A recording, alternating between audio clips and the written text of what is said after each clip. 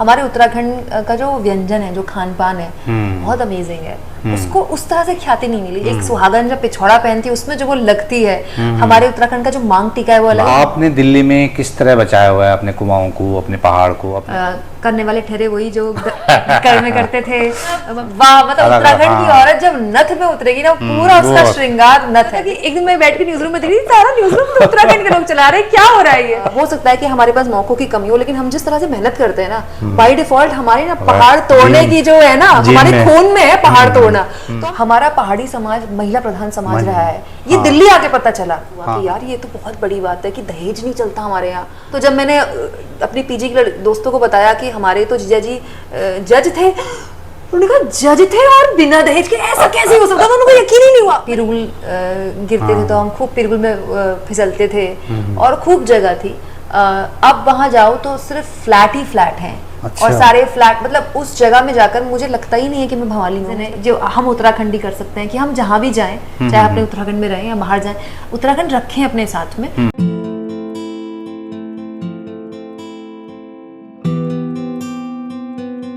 तो हल्द्वानी की बेटी कुमकुम बिनवाल जब दिल्ली आती हैं तो जो कल्चरली जो आपको लगा, एकदम पहाड़ से आके आप दिल्ली में आई, एक महानगर, वो पहाड़ का महानगर, आप इस बारे महानगर में। अरे यहीं आके पता चला महानगर क्या होता है। अपना महानगर लगा था गाँव में रहते हैं क्या?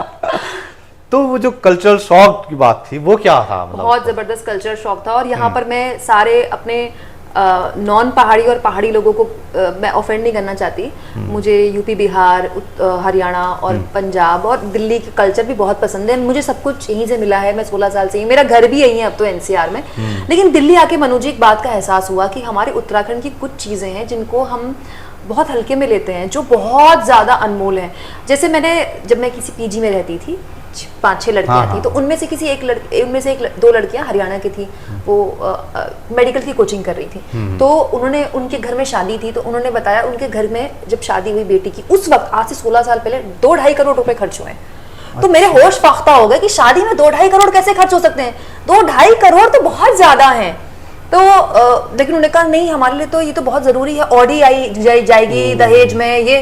तो मुझे इस बात का एहसास हुआ कि हमारे उत्तराखंड में दहेज प्रथा नहीं है। अब तो खैर लोग अभी भी करने लगे, लेकिन हाँ। ऐसा नहीं है कि ऐसा कभी नहीं। फिर उसी पीजी में आगे जब मैंने एक और लड़की के साथ मेरी और दोस्ती यारी हुई, तो पता चला उनके घर में जब शादी हुई तो 25 लाख कैश दहेज गया। तो ये 25 लाख में तो हमारे यहाँ 2 लड़कियां ब्याह गई। और ऐसा नहीं कि शादी में कोई कमी रहेगी। शादी कोई हल्की शादी नहीं होगी, शानदार शादी होगी। लड़की को जो मान सम्मान में दिया जाता है वो दिया जाएगा। अगर लड़के की, मतलब अगर रिसेप्शन हो रहा है, लड़के वाले कर रहे हैं तो शानदार रिसेप्शन होगा शादी। और उसमें ऐसी कोई कंजूसी वाली बात नहीं है। लेकिन ये कितनी बड़ी बात है कि आप करोड़ों, मतलब आपके लिए कोई लड़की करोड़ों का बोझ नहीं है। मैंने कभी नहीं सुना, अब होने लगा है, लेकिन मेरे रहते मैंने कभी नहीं सुना कि भ्रूण हत्या हो गई। अब होने लगा है, जो कि बहुत दुखद है। और हम पहाड़ी, हमको इस बारे में बात भी करनी चाहिए। पता नहीं क्यों होने लगा है। हमारा पहाड़ी समाज महिला प्रधान समाज रहा है। ये दिल्ली आके पता चला। ये दिल्ली आके पता चला जब कई ऐसे परिवारों में गई कि देखा कि बहू ने सर पे पल्ला रखा हुआ है, शादी को 10 साल हो गए। तो मुझे लगा सर में पल्ला क्यों रखा हुआ है? उन्होंने कहा तो बहू है तो रखेगी। मैंने कहा नहीं यार, हमारे यहाँ तो भाभी अगले दिन कमरे से नॉर्मली घूम रही थी। जो कुमकुम कह रही, पहाड़ हमारा महिला प्रधान है। हमारे यहाँ जो है मातृ सत्तात्मक समाज है, पहाड़ का समाज, मतलब माँ की चलती है, माँ की सत्ता है। घर में जो है माँ लीडर होती है और माँ जो है बहुत फैसलों में, मतलब आमतौर पे यही हमारा समाज है। और ये अच्छा है, मुझे लगता है जो घर की महिला है वो घास भी काट रही है, वो गाय भैंस भी चला रही है, वो बच्चों को भी देती है, वो घर भी संभालती है। मतलब दोनों मिलके करते हैं। जो पति पत्नी है, एक इंसान पर बोझ नहीं है। पति अगर बाहर का काम कर रहा है तो घर का सारा जो मेन, पहाड़ में बहुत काम होता है। पहाड़ में पानी लाना भी अपने आप में एक जद्दोजहद है। मतलब गधेरे से पानी लाना एक बहुत बड़ी बात है। तो पहाड़ी समाज, मुझे लगता है कि दिल्ली आके मुझे एहसास हुआ कि यार ये तो बहुत बड़ी बात है कि दहेज नहीं चलता हमारे यहाँ। ये तो बहुत बड़ी बात है कि लड़का सरकारी नौकरी में है और बिना दहेज की शादी हो गई। तो जब मैंने अपनी पीजी के दोस्तों को बताया कि हमारे तो जीजा जी जज थे, उन्होंने कहा जज थे और बिना दहेज के ऐसा कैसे हो सकता था? उनको यकीन ही नहीं हुआ। मैंने कहा मुझे तो ये यकीन नहीं हो रहा है, तो पैसे कैसे हो सकते हैं? दहेज कैसे जा सकता है? दहेज क्यों जाएगा? फिर तो जज है तो दहेज जाएगा। मैं यहाँ पर फिर बोलूँ, मैं किसी समाज को ऑफेंड नहीं करना चाहती। ये एक पहाड़ी के तौर पर जो मैंने महसूस किया दिल्ली से दिल्ली आके, क्योंकि वहां तो हम बचपन से रहे, सब यही कर रहे थे, तो हमको कोई अनोखी बात नहीं लगी। यहाँ आके लगा यार ये तो कमाल की बात है। अब अगर पहाड़ी समाज में ये बढ़ रहा है, दहेज भी हो गया शुरू, अब फीमेल फेटिसाइड भी होने लगा है, भ्रूण हत्या को लेकर भी, अब मुझे लगता है कि बहुत गलत बात है, बहुत गलत। अगर हमारा समाज जो महिला प्रधान समाज रहा है वहाँ ये सब होगा तो फिर ये तो बहुत गलत। मुझे ऐसा लगता है कि हिमाचल हो या दूसरा जो पहाड़ी राज्य हैं, उसके कंपैरिजन में उत्तराखंड में बहुत कम काम हुआ। और एक और चीज़ जो मुझे हमेशा से लगती थी कि उत्तराखंड के पहाड़ बहुत कम पहाड़ियों के पास हैं। ज़्यादातर बड़े शहरों के लोगों ने ज़मीनें खरीद ली, जिसमें कोई बुराई नहीं है, कोई ज़बरदस्ती नहीं खरीदता किसी के साथ, अपनी इच्छा से वहाँ के लोगों ने वो बेची है। लेकिन उससे ना वहाँ की पूरी भौगोलिक स्थिति बदल चुकी है। जैसे मैं आपको बताऊँ, भवाली में मेरा हम छुट्टियों में भी जाते थे, हफ्ते में 2 दिन वहाँ जाते थे, तो जब घूमने निकलते थे, श्याम खेत एक जगह है, तो ज़मीनें ही ज़मीनें होती थी, पिरुल गिरते थे, तो हम खूब पिरुल में फिसलते थे और खूब जगह थी। अब वहाँ जाओ तो सिर्फ फ्लैट ही फ्लैट हैं। और सारे फ्लैट, मतलब उस जगह में जाकर मुझे लगता ही नहीं है कि मैं भवाली में हूँ, मुझे लगता है या तो ये हल्द्वानी का कोई मोहल्ला है, कई बार ऐसा लगता है दिल्ली में, क्योंकि सब हाई फाई फ्लैट्स बन गए हैं, सारे बड़े शहरों के लोग हैं जिनका उत्तराखंड से कोई लेना देना नहीं है। तो इसमें कोई बुराई नहीं है, लेकिन इससे जो सबसे ज़्यादा नुकसान हुआ है मुझे लगता है, हमारे उत्तराखंड का जो व्यंजन है, जो खान पान है, बहुत अमेजिंग है। उसको उस तरह से ख्याति नहीं मिली जिस तरह से एक जनरली पंजाबी को या बिहारी फूड को मिलती है। जैसे हमारे उत्तराखंड का जो पहनावा है, आप पिछौड़ा देखिए, क्या मतलब एक सुहागन जब पिछौड़ा पहनती है उसमें जो वो लगती है। हमारे उत्तराखंड का जो मांग टीका है वो अलग है, नथ है, मतलब वाह, मतलब उत्तराखंड की औरत जब नथ में उतरेगी ना, पूरा उसका श्रृंगार नथ है, लेकिन वो उस तरह से नहीं पहुंच पाया।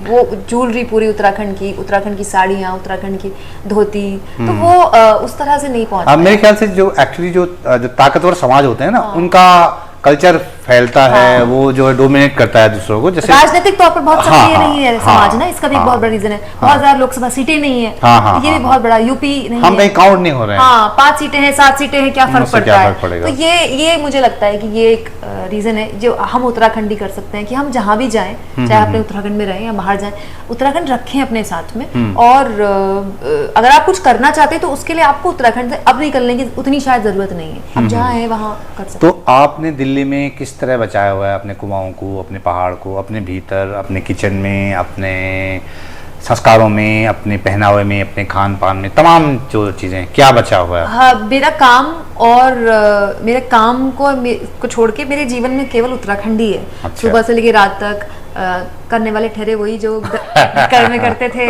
मम्मी से ऐसी बातें होती हैं, घर में खान पान वही है। हमारे उत्तराखंड में बाय डिफॉल्ट जल्दी हम लोग खाना खा लेते हैं। हम लोग पहाड़ में जल्दी जल्दी खाना निपट जाता है। 8 बजे तो रसोई साफ हो जाती है। 8 बजे तो बहुत ही लेट हो गया अगर कोई खा रहा है, बाप रे 8 बजे खाते हो।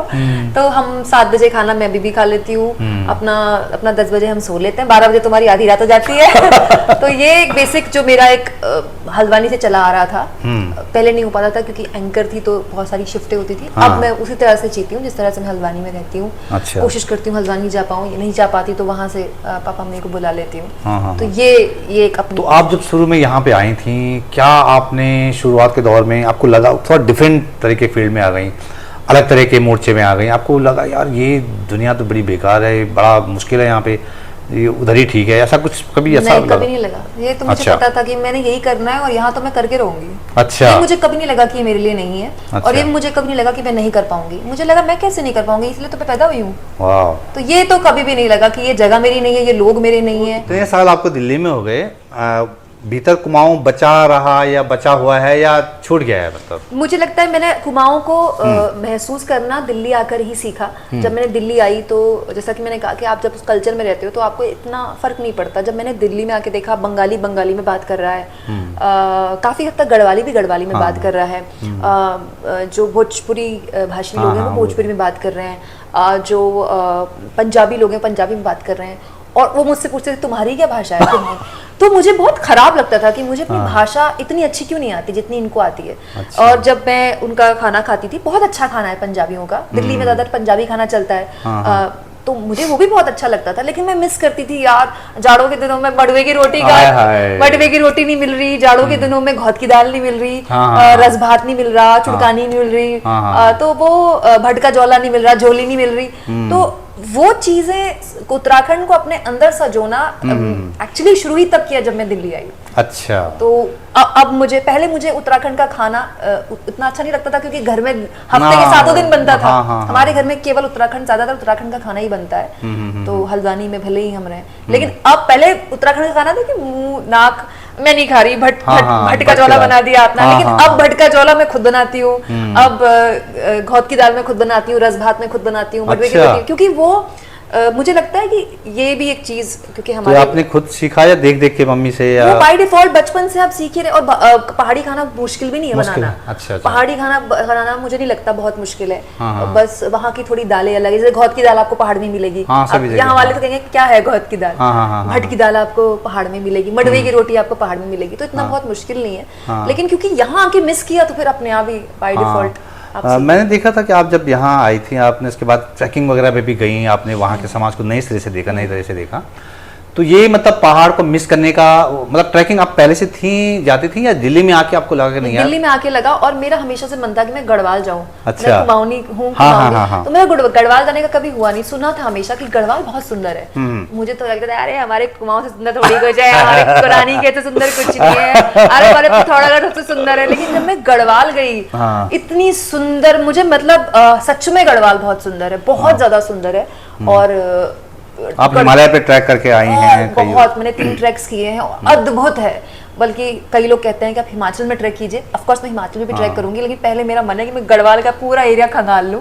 बहुत खूबसूरत गढ़वाल है, और मैं चाहूंगी कि दोबारा कभी ऐसा मौका मिले। और बहुत अच्छे अच्छे ट्रैक्स हैं। अच्छा। गढ़वाल में कुछ ऐसे ट्रैक्स हैं जो ऑल ओवर वर्ल्ड बहुत ही एक्सक्लूसिव हैं। जैसे एक ट्रैक है गढ़वाल में, फुलारा रिज ट्रैक। अच्छा। वो एशिया का इकलौता रिज ट्रैक है। तो मतलब गढ़वाल अपने आप में बहुत ही सुंदर है, और बहुत जितना अभी एक्सप्लोर हुआ है, बहुत कम एक्सप्लोर हुआ है अभी भी। हालांकि जो दिल्ली वाले गए होंगे इतने हर सैटरडे संडे पहुंच जाते हैं, लेकिन अभी भी कई ऐसी जगहें हैं जो अनटच्ड हैं, मुझे लगता है। तो कुमकुम जो हैं, जब पहाड़ में थी तो वो उत्तराखंड के एक हिस्से को जी रही थी। दिल्ली आई तो उनको लगा अरे एक हिस्सा तो मेरा वहीं रह गया, तो फिर वो नए सिरे से उन्होंने उसको एक्सप्लोर करना शुरू किया और ट्रैकिंग पे गई। अच्छा, आप हल्द्वानी की हैं कुमकुम बिनवाल। कुछ सोशल मीडिया इन्फ्लुएंसर है जो कहते हैं, जो क्लेम करते हैं कि हल्द्वानी तो उनके नाम से जानते हैं लोग हल्द्वानी को। तो भैया किसी गलतफहमी मत रहना, कुमकुम बिनवाल हल्द्वानी की और उनसे पहले से है। उनसे पहले वो बच्चे थे तब जब हमने हल्द्वानी छोड़ दिया, वो बच्चे थे तब। लेकिन खैर जोक्स अपार्ट, मुझे लगता है कि सबका अपना योगदान है। अगर कोई ब्लॉगर फेमस हो गया है तो बहुत अच्छी बात है। हमारे हल्द्वानी से कोई फेमस हो रहा है, मैं तो कहती हूँ कोई देहरादून से भी हो, कोई पिथौरागढ़ से भी हो, कोई धारचूला से भी हो, कोई गढ़वाल के कई एरिया से होना चाहिए। पर किसी जगह से किसी एक इंसान का मतलब वो उसकी वजह से अगर उस जगह को ये तो उस जगह का अपमान है। मेरी जन्मभूमि है वो, तो मुझे लगता है कि मेरे पुरखे भी उस जगह की मतलब उस मिट्टी से बने हैं। तो कोई एक व्लॉगर उसको पहुंचाए तो मुझे ऐसा तो थोड़ा सा अतिशयोक्ति है, बट फिर भी अगर वो कह रहे हैं तो मैं चाहूंगी उन पर आशीर्वाद मेरा रहेगा और वो खूब तरक्की करें, आगे बढ़े। तो कुमकुम हल्द्वानी को लोग जो हैं मतलब जो शहर की तरह चली थी, हाँ वो देखते हैं। बाहर के लोग जो हैं वो हल्द्वानी को हेडलाइंस में देखते हैं, जब कुछ चीज़ें होती हैं, है ना, उसको कंट्रोवर्सी में देखते हैं, उसमें दूसरे तरह से देखते हैं। आप उस शहर में जी हैं, आपने वहाँ पैदाइश है, वहाँ पढ़ी लिखी हैं, 12वीं तक की आपने वहाँ से? मैंने पूरा ग्रेजुएशन वहीं तक किया। तो आपके लिए हल्द्वानी क्या है? आपने हल्द्वानी को कैसे देखा है? कल हल्द्वानी में जो है आप हल्द्वानी आपके लिए क्या चीज़? हल्द्वानी मेरा घर है, मेरी पैदाइश, मेरी परवरिश, मेरा कॉलेज ग्रेजुएशन तक वहीं रहा है। और जो हल्द्वानी आज हो गया, कभी अब तो जाना होता है तो हंसी भी आती है कि अच्छा हल्द्वानी में ये भी हो गया, अब हल्द्वानी में ये भी होने लगा। तो हमारे टाइम पे तो हल्द्वानी में स्कूटी पे चलना भी बहुत बड़ी बात होती थी। हमारे टाइम पे मैं आपको बताऊं, आज कैची धाम में लोग लाइन में लगते हैं और इतना बड़ा हमारा धाम कैची धाम हो गया। हम कैची धाम में छुपन छुपाई खेलते थे। वहाँ कोई इतना ऑफ कोर्स जो वहाँ के भक्त थे वो तब भी जाते थे, लेकिन इतनी भीड़ नहीं होती थी हाँ। कैची धाम में। तो हमारे लिए ये, मेरे लिए भवाली, हल्द्वानी, कैची धाम या हल्द्वानी खासतौर पर मेरा घर है। और बहुत से लोग ये कहते हैं कि शहर है उसमें तो पहाड़ जैसा कुछ नहीं, ऐसा नहीं है। वो उनकी बिरादरी भी पहाड़ की है, सबका कहीं ना कहीं रूट पहाड़ है। हफ्ते में 2 दिन तो हम पहाड़ जाते थे। पहाड़ वाले हमारे यहाँ अभी भी आते हैं, हमारे ताऊजी लोग। तो मेरा घर है वो हो सकता है कि और विकसित हो जाए, जो कि होना भी चाहिए। और यही एक नियति है, विकास तो हर जगह जाना है, हर गांव को शहर बनना है, हर शहर को बड़ा शहर बनना है, हर बड़े शहर को और बड़ा शहर बनना है। ये तो एक प्रोसेस है जो, और इसकी कुछ अच्छी बातें होती हैं, कुछ बुरी बातें भी होती हैं। इससे कुछ आपके शहर में हो सकता है क्राइम रेट बढ़ जाए, लेकिन ये भी तो हो सकता है कि आपके शहर में बहुत एम्प्लॉयमेंट बढ़ जाए। तो ठीक है, वो एक प्रोसेस है जिससे हल्द्वानी गुजर रहा है, लेकिन मेरे लिए तो मेरा घर है हमेशा। सही बात है। पहाड़ के समाज के तौर पे हम लोग ना पारंपरिक तौर पे एक वंचित समाज रहे हैं। बिल्कुल रहे हैं। हाँ, जब हम लोग हाँ, तो जब हम लोग वहाँ पे पढ़ते थे या वहाँ पे रहे हैं, तो अवसरों की कमी है हमारे पास। और आप तो अपने सपने लेके वहाँ से उड़ते हुए यहाँ पहुँची हैं, फिर आपने यहाँ अपने लिए जगह बनाई, अपनी पहचान बनाई। अगर कोई लड़की कुमकुम बिनवाल को देख रही है, वो चाहती है कि मैं कुमकुम जैसा बनूं या कुमकुम जैसा रास्ता अपनाऊं, तो उसके लिए आपके पास क्या गुरु मंत्र है? मैं ये कहूँगी कि जब मैं अपना घर छोड़कर निकली थी, तो तब और अब में चीज़ें बदल गई हैं। टेक्नोलॉजी ने बहुत कुछ बदल दिया है। तो अगर आप मेरे जैसा कुछ करना चाहती हैं, तो उसके लिए आपको किसी चैनल में, किसी अखबार में जुड़ने की ज़रूरत नहीं है। आप अपने फ़ोन से कर सकती हैं, आप अपने कंटेंट से जहाँ आप है वहीं कर सकती हैं। हाँ। और इसके अलावा भी, जर्नलिज्म के अलावा भी अगर आप कुछ भी करना चाहते हैं, तो पहले से चीज़ें बहुत बदल गई हैं। पहले से अगर हल्द्वानी बदला है, तो पिथौरागढ़ भी बदला है, अल्मोड़ा भी बदला है, धारचूला भी बदला है, देहरादून भी बदला है, सब कुछ बदला है। तो मुझे लगता है कि ऑफ कोर्स आप जब बड़े शहर आते हैं तो आपको बहुत ज़्यादा सुविधाएं मिलती हैं, लेकिन स्ट्रगल भी बहुत ज़्यादा होता है। आपको जीरो से शुरू करना पड़ता है। तो अगर आपके पास मौका है, अगर आपके पास परिवार है, तो अपनी जहाँ पर आप हैं वहीं पर रहकर, अगर मतलब मुझे लगता है कि अपने आप को एनरिच कीजिए, क्योंकि चीज़ें बदल गई पहले से। आप वहाँ से जब चली थी हल्द्वानी से, आप रॉ थी, यहाँ पे आपने अपने को मांझा है, तो वो जो था ना रॉ से मांझने पे, इसके क्या क्या किया आपने? आपने को क्या क्या गाली खाई, बहुत गाली खाई। कैसे? मुझे याद है, मैं जब एक चैनल के न्यूज़ रूम में इंटर्नशिप, में नाम नहीं लूंगी, तो उन्होंने मुझसे पूछा, कहाँ की हो बाबू? अच्छा। मुझे अभी भी याद है। फिर वो मुझे किसी दूसरे चैनल में मिले, तो अलग तरह से उन्होंने मुझसे बात की, कहाँ के, इधर आओ, कहाँ के हो? तो मैं बड़ी सहमी डरी हुई थी। मुझे आज भी याद है, वो टाइम आउटपुट में बैठे हुए थे। मैंने कहा, सर मैं उत्तराखंड से हूँ। उत्तराखंड से? उत्तराखंड में लोग हिंदी बोल लेते हैं। मुझे बड़ा बुरा लगा कि ये बात सही है कि यूपी बिहार के लोगों की हिंदी बहुत अच्छी है, और मीडिया में बहुत बड़े लेवल पर यूपी बिहार के लोग हैं, जो कि अच्छी बात है, क्योंकि उनकी हिंदी अच्छी होती है। बाय डिफॉल्ट बहुत सारे लोग आईएएस की तैयारी करते हैं, तो वो एक ईजी जॉब होती है ना। अगर आप आईएएस एस्पिरेंट है, तो आपके लिए एक इजी जॉब हो जाती है।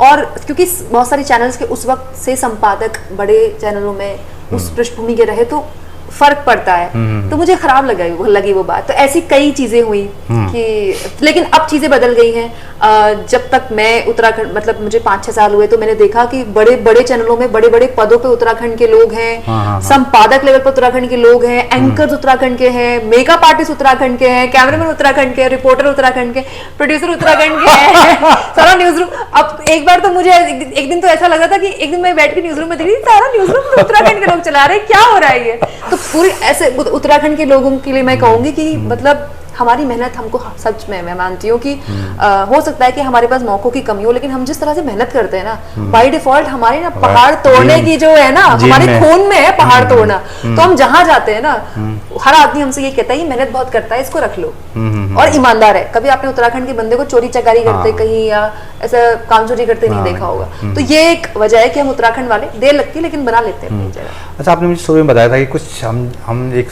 उस तरह के समाज से आते हैं जो थोड़ा सा कॉम्प्लेक्स रहता है, अपने आप ही अपने भीतर। तो वो आपको रहा कभी जब आप न्यूज़ों में आई या दिल्ली आई या जॉब में लगी, कि पहाड़ वाला जो कॉम्प्लेक्स, यार हम पहाड़ से आए हैं, वैसे कमजोर समाजों से हैं, या पहाड़ी बोल के लोग बोलते हैं कि मतलब ऐसा ताने कसते हैं, ऐसा कुछ? ऐसा लगता था इनको तो पता ही नहीं है, मतलब ये क्या, मतलब ये बड़ी अजीब सी बात है, छुट्टी पे जा रहे हैं घूमने पहाड़, लेकिन पहाड़ का मजाक उड़ा रहे हैं। तो ऐसा तो लगता था, लेकिन मुझे कभी एक ऐसा कॉम्प्लेक्स फील नहीं हुआ। हाँ, मेरे को ये लगता था कि यार मतलब पहाड़ के लोगों ने पहाड़ को कैरी नहीं किया। मुझ में मेरी भी गलती, मुझे वो भाषा नहीं आती थी, अपनी भाषा मुझे इतनी साफ नहीं आती, कुमाऊनी नहीं आती, उसके अपने रीजंस हो सकते हैं। तो लेकिन कभी कॉम्प्लेक्स नहीं हुआ, ऐसा नहीं है। अब तो आप देखिए हर जगह उत्तराखंड के लोग हैं, देश चला रहे हैं उत्तराखंड के, बड़े बड़े उत्तराखंड के देश के पदे में हैं, विदेश में उत्तराखंड के लोग पहुंचे हुए हैं। तो ऐसा कभी कॉम्प्लेक्स मुझे फील नहीं हुआ। ये फील हुआ कि जितनी ख्याति देश के बाकी राज्यों के, उत्तर भारत के बाकी राज्यों को मिली, हरियाणा की लैंग्वेज आप देखिए, बड़ी बड़ी फिल्मों में हरियाणा की लैंग्वेज में कैरेक्टर्स बात कर रहे हैं, ऐसा उत्तराखंड के भाषा में नहीं हुआ। अच्छा, आपको मलाल रहा कि यार आप जो है हल्द्वानी में रही तो आपको मिल नहीं पाई अपनी वो भाषा, जैसे हाँ, मुझे ये मलाल है। तो अब जैसे आप घर में बात करती हैं या रिश्तेदारी में बात होती है तो वो तो कुमाऊनी में बात करते होंगे? हाँ, करते हैं। तो आप कैसे टोटी फूटी बोलती हूँ, बोल लेते हैं? हाँ, टूटी फूटी बोल लेती हूँ, लेकिन प्रॉब्लम ये है ना कि अगर आपने बचपन से नहीं बोली है ना तो आप एक सेंटेंस पूरी तरह कंस्ट्रक्ट नहीं कर पाएंगे। बोली नहीं ना कभी बचपन, समझ में पूरी लेती हूँ क्योंकि ईजा भी वही बोलती थी, नानी भी वही बोलती थी, वो ताऊजी ताऊजी ताऊजी वगैरह ताईजी लोग भी बोलते थे, लेकिन उस तरह से नहीं बोल पाती। तो वो फिर लगता है, और एक मुझे लगता है एक एज के बाद ना, हालांकि नई भाषा सीखना कोई बड़ी बात नहीं है, लेकिन वो अलग से वक्त निकालो, कौन सिखाएगा। मैंने कोशिश की थी YouTube से कि मैं उत्तराखंड कुमाऊनी सीख जाऊं, लेकिन नहीं हो पाया, बड़ा मुश्किल नहीं हो पाया। तो ये मैं हमेशा कहूंगी, प्लीज अगर आप विदेश में भी हैं और आपको अपनी भाषा आती है, प्लीज अपनी भाषा बोलिए। आपको उस वक्त लग रहा होगा कि आपका बच्चा कुमाऊनी या गढ़वाली सीखे क्या उखाड़ लेगा, लेकिन जब वो बड़ा होगा तो उसे पता चलेगा कि वो क्या मिस कर रहा है। कुमकुम जब ट्रैक पे जाती थी, मतलब जब सहकर्मी थी तो गई थी, एक बार बताया उन्होंने मुझे कि यार आप हमारे गढ़वाल वाले हिस्से में गई थी, कह रहे क्या आपके यहाँ गढ़वाल में ना गढ़वाली बोलते हैं वहाँ लोग। मैं चाहूंगा मैं गढ़वाली बोलते हैं, ऐसा उन्होंने मुझे कहा। मैंने कहा क्यों, ये तो कोई बहुत सामान्य सी बात है। तो अब जब उन्होंने बताया कि मतलब मुझे अब समझ में आया कि क्यों कह रही हैं, क्योंकि इनको जो है वो मिल नहीं पाया। मेरे लिए बड़ी बात है। तो ये शायद पता नहीं दयारा के ट्रैक में गई थी आप? सारे ट्रैक वही थे। हाँ, तो उन्होंने बताया कि वो ट्रैक, तो ट्रैक का अब तो ट्रैक क्या, आप तो दूसरे ट्रैक पे चले गए? ट्रैक ही बदल गया। अब तो बिना फोन के एक्चुअली ट्रैक पे जब आप जाते हैं तो आपको कम से कम 3 से 4 दिन आपका फोन कबाड़ा हो जाता है, क्योंकि कोई फोन नेटवर्क नहीं होता। तो अब तो मैं अफोर्ड ही नहीं कर सकती है कहीं भी ऐसी जगह जाना जहाँ, क्योंकि आपको कंटिन्यू हमेशा आपका कभी पैकअप नहीं होता। जब आप न्यूज अपना एक YouTube चैनल चला रहे हैं न्यूज का, तो आपका कभी पैकअप नहीं होता। लगातार आप खबरों में रहते हो। रात को 10 बजे भी कई बार वीडियोस देनी पड़ती हैं। अच्छा। कई बार रात को, मैंने रात को 11 बजे भी वीडियो दी है। अच्छा। अरविंद केजरीवाल की गिरफ्तारी रात को हुई थी, तो हम रात को 11 बजे वीडियो, ऐसा नहीं तो है। क्या उससे रिस्पांस मिला था वैसे? बहुत बहुत अच्छा इवेंट है। देखिए अगर कोई बड़ी खबर है, आपका दर्शक, टीवी का दर्शक टीवी देखेगा, यूट्यूब का दर्शक यूट्यूब देखेगा ना। तो आपको अपने दर्शक को कंटेंट तो देना है।